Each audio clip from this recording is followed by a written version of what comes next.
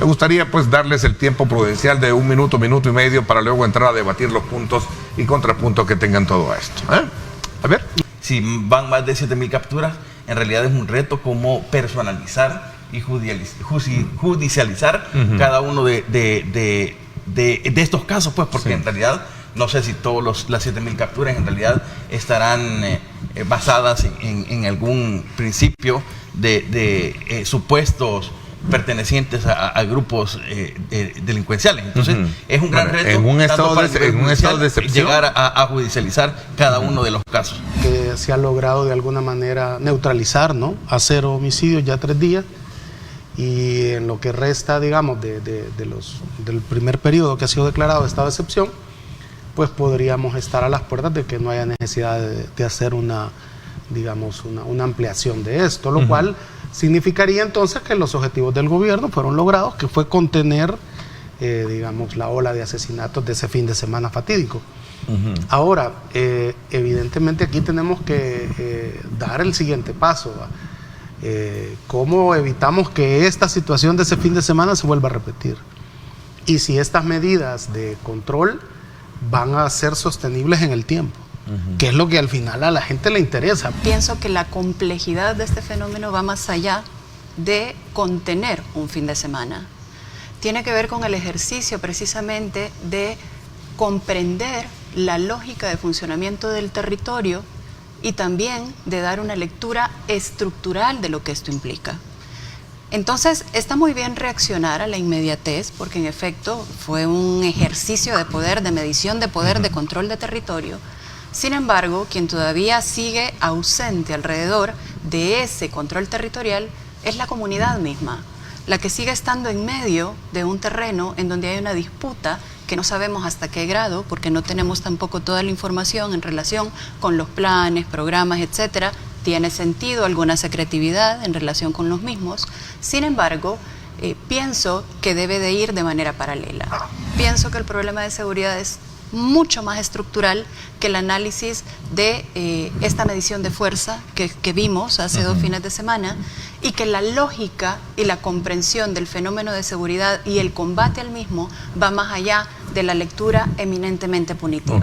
El mensaje que se envía es: el control lo tiene el Estado, el territorio le pertenece a la población, no le pertenece más a las pandillas. Ese mensaje contundente yo creo que se está logrando transmitir. Sin embargo, también la otra parte en cuanto al régimen, que de 30 días no es necesario tomarlos todos, pero mientras las capturas continúen con este número de detenciones diarias, es necesario por los 15 días, porque los 15 días le dan el tiempo suficiente, o hasta 15 días el tiempo suficiente a todas las autoridades coordinar, porque las diligencias, como lo dijo también el colega panelista Maldonado, no solamente es, o alguien dijo que no solamente es de llevar al detenido ante el juez, es que cada persona tiene que tener sus propias diligencias de investigación. Eso que hay 3 estadios importantes que se pueden analizar, porque yo he escuchado bastante la narrativa de: es que esto no resuelve nada. Y yo creo que, no, bueno, yo por lo menos yo no he escuchado a nadie del gobierno afirmar que esto resuelve el problema. De hecho, en la fase preventiva, ahí se tiene que hablar de muchos temas, de algunos de los cuales el gobierno los ha puesto en marcha ya, pero está largo el camino. Lo que se ha construido de pandillas en 30 años en el país no se va a retroceder 3 años. Esto es una cultura, es decir, toma tiempo, toma generaciones. Nosotros no podemos pretender lograr reinserción para los que todavía les alcancen los años de vida y salir de la cárcel de estos grupos, para que puedan pretender el Estado reincorporar a la sociedad a estas personas. Tiene que ser definitivamente un programa distinto de los de Yo Cambio para la delincuencia común. Es todo lo que tiene que ver, todo lo que está relacionado con pandillas, con este tipo de crimen organizado, con estos terroristas, no puede verse de la misma manera, con los mismos ojos con los que se ve, o por lo menos desde el aspecto del derecho penal, el resto de la delincuencia común. Debe tener un trato completamente diferente y especial y especializado además. Parte de estar en los zapatos de la gente pasa reconocer, acuerpar, abrazar ese proceso de luto necesario de este tiempo, pero también pasa por todo el luto contenido en este país que no ha sido posible procesar. Pregunto, ¿no están de acuerdo con el estado de excepción? ¿O lo cuestionan? Claro, yo lo manifiesto. O sea, este es un momento coyuntural y son decisiones reactivas. Es decir, para prevenir, y se ven los resultados. O sea, bueno, la baja de homicidios es algo muy valioso. O sea, en el sentido de que bueno que ya no están asesinando a más de 60 connacionales. O sea, desde ahí partimos. Pero el punto es que no solo es eso. Para mí, la fase de prevención, y no hablo de prevención de los aspectos de seguridad, sino desde la misma formación de relaciones de la comunidad, de todos esos hechos, se ha olvidado. ¿Y cómo evitamos que niños de 12 años, 10 años sean reclutados por las pandillas? Claro, es que precisamente tiene que ver con todo el ejercicio de contención territorial y de tejido social que vayas formando en relación con tu prioridad de Estado. Si tu prioridad de Estado es atacar a un espacio, pero no subsanas lo que en el medio ambiente natural de esos niños y niñas. Esto es una buena escuela. Obvio, agua potable, pero no solo la infraestructura. Sí, es zonas decir, verdes hablo de contenido, para eso. Hablo de contenido educativo, hablo de la posibilidad de dignificar a los seres humanos que somos. ¿Qué es lo que sucede? Que incluso muchos de estos niños y niñas que pasen 20 años, digamos, que salgan a los 30 y algo, ¿a qué van a llegar? Hay una ponderación completamente desequilibrada en algunas personas que cuando el Estado es incapaz, como el nuestro, en el pasado ha sido declarado incompetente por la Sala de lo Constitucional de garantizarle la seguridad, de garantizar una estancia digna en la prisión para poder ser resocializado y ser inepto para muchas otras cosas.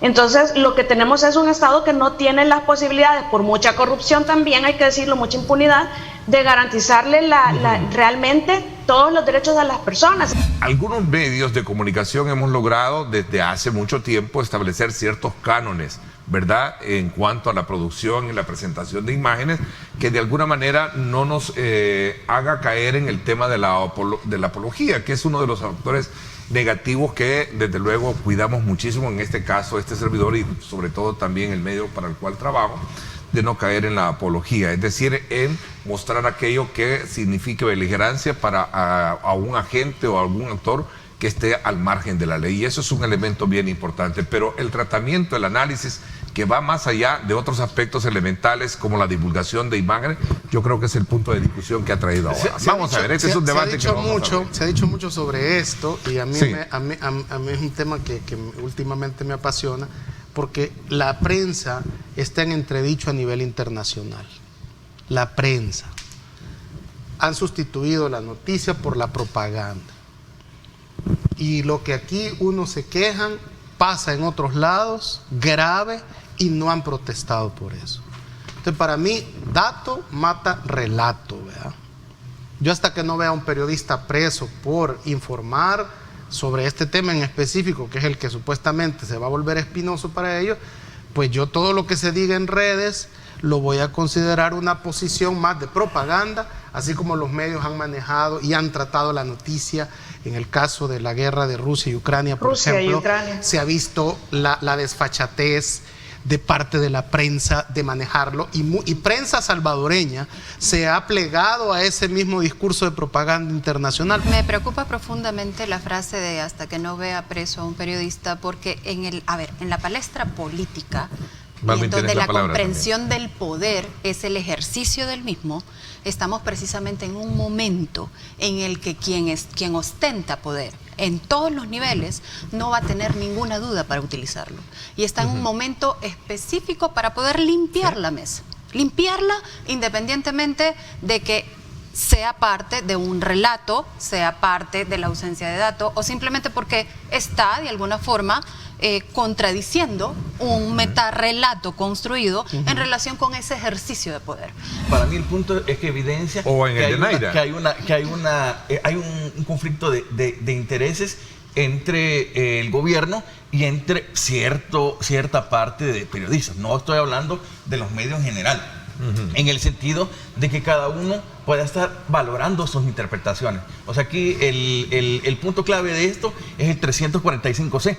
O sea, ahí es donde viene la polémica, en donde se establece que se considera delito utilizar medios. O sea, no está diciendo que los medios divulguen, o sea, el factor. Entonces, hay elementos de interpretación, pero como los ánimos están caldeados entre el gobierno y entre cierta parte del gremio, entonces ahí es donde se viene esa parte. Aquí el punto para mí es que cada sector debe tener esa amplitud en función de informar a la población. Porque en la medida de que se genere estas interpretaciones, al final se está desinformando.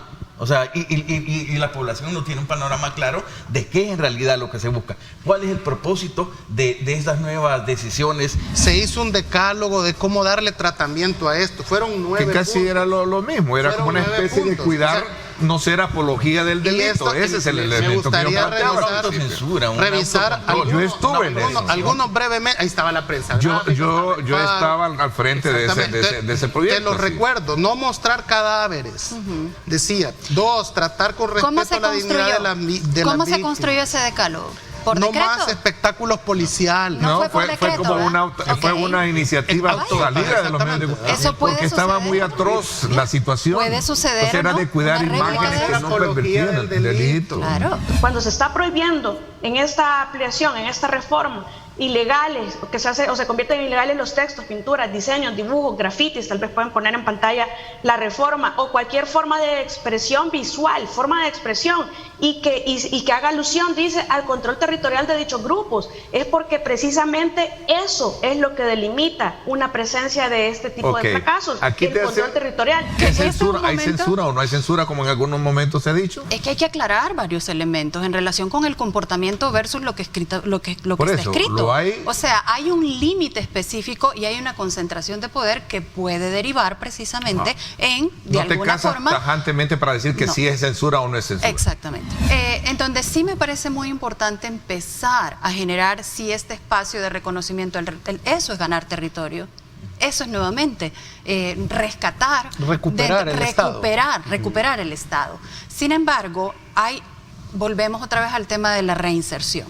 Tú le quitas la identidad a alguien, porque se le estás quitando, ¿ves? Definitivamente. Todo aquello que no encontró en su familia, todo aquello que no le dio la institucionalidad pública, todo el ejercicio de exclusión que encontró en un nicho con todas las atrocidades habidas y por haber, se lo estás quitando al pez del agua. ¿Es bueno entonces eso? Es bueno, hay que sustituirlo con otra pero cosa. hay que sustituirlo, Okay, exactamente. Tania. Yo creo que la censura es para la voz de las pandillas. Este es un mecanismo, es uno de muchos que tendrán que ser empleados por el Estado, no únicamente la prohibición de estas grafitis, de estos placazos, pero ciertamente esto en alguna medida abona a otras medidas que deban implementarse para empoderar a la población, que ese territorio no es de las pandillas. El temor yo pienso que es legítimo, la inseguridad o quizás la desconfianza, pero no tiene nada que ver con la disposición o con la reforma, porque la reforma a mí, por lo menos a mí sí me parece bastante clara, que los únicos mensajes que está prohibido difundir son los que provienen de pandillas o presuntamente provienen de pandillas, pero que el objeto es causar, dice, generar zozobra y pánico en la población. Hay dos valoraciones acá. Esta interpretación, porque aquí uno de los puntos es de interpretación, cómo se hace la lectura de esta reforma. Por ejemplo, la población lo puede entender de una manera. Cierto parte del gremio informativo lo puede ver de otra. Por ejemplo, desde mi caso, cuando se hace la mención acá en la reforma que se considera delito utilizar medios de comunicación, no se está refiriendo únicamente a espacios informativos, a televisión, radio, prensa. Medios de televisión abarca los digitales, en donde puedan haber espacios creados propiamente por alguien para difundir este tipo de mensajes. Los creadores de contenido. Correcto. Pero el punto es que sí debe haberse dialogado en el sentido de presentar primero, y cuando me refiero a dialogado, de abrir espacios y consultar también a los funcionarios qué se interpreta por eso. El tuit de Conan Castro deja prácticamente claro, desde la parte del gobierno, que no es una persecución contra los periodistas. O sea, vamos a traducirlo, ¿verdad? Él lo que deja ahí claro en ese es que, miren, no es que vamos a perseguir periodistas, no es que estamos diciendo que no se van a presentar obras de teatro, no es que se va a perseguir la academia, las investigaciones que tienen que seguirse haciendo. Lo que no queremos es que se promueva, digamos, a las pandillas. Y esta alarma que ha cundido, ¿verdad? Esta histeria en redes sociales, es que ya la vivimos antes. ¿La población estará consciente o por lo menos clara de este nuevo tipo de interpretaciones? Digo, porque por ejemplo a nivel de una valoración es el uso de tatuajes. Ahora, en realidad yo comento con vecinos y dicen, a mí me van a llevar por estar tatuado. Entonces, ¿la población entenderá la magnitud de este tipo de reformas?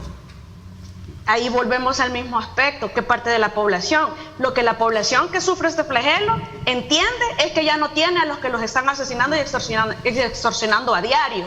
Entonces yo creo que es decir, todas las medidas preventivas de las que se han hablado necesitan ser aplicadas para crear una cultura, y eso pasa por cambiar el modelo de educación, por proporcionar oportunidades dignas de trabajo digno, hogar, etcétera, para que la gente entienda eso. Claro. Tenemos que separar. Esto es un problema bastante complejo y tenemos que separar las medidas, como lo dije desde el inicio, como lo dije desde el viernes anterior, que son de prevención, que son de retribución y que son de resocialización.